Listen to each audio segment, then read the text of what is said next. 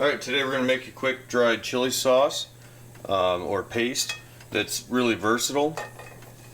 Super easy to make. We've got these ancho peppers here, and we're just going to throw in a handful of those, and these pasilla peppers as well. I'm going to throw in a couple cloves of garlic, and we're just going to put them in this cast iron skillet over sort of high heat. I just turn the heat up a little bit. We're just going to lightly char these, then we're going to soak them in water, except for the garlic. We're not going to soak the garlic, but we're going to soak the chilies and then puree them. Alright, these are starting to get a little toasty. I'm going to flip them over, and they just get a little bit of color on them, just a few charred spots. That's what we want. We turn on the vent hood a little bit higher. You might see them puff up a little bit, like that. That's fine.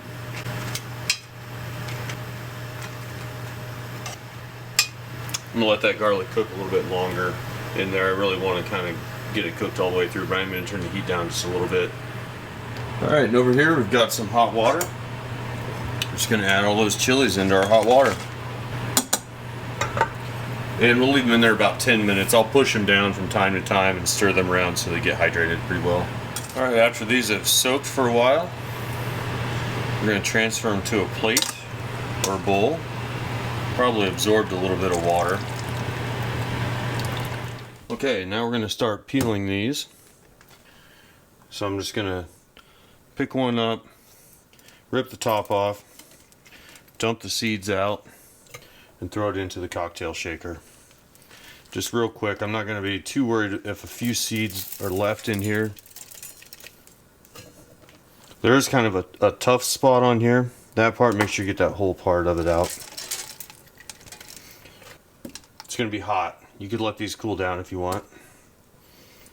There you go. It shouldn't take you more than a minute to do a nice handful of these. Alright, when our garlic is done, it should be nicely charred like this. I like to do this in the cast iron. It just seems to cook better.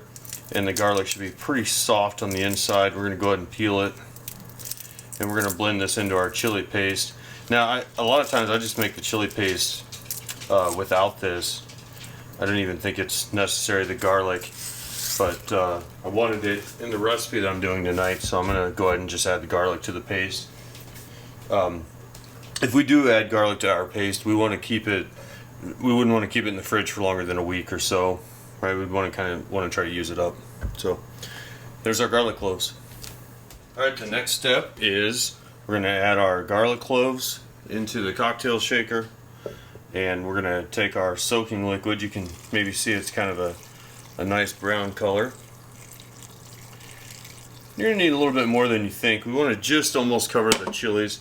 We'll start with that, and we'll see what kind of paste it gives us.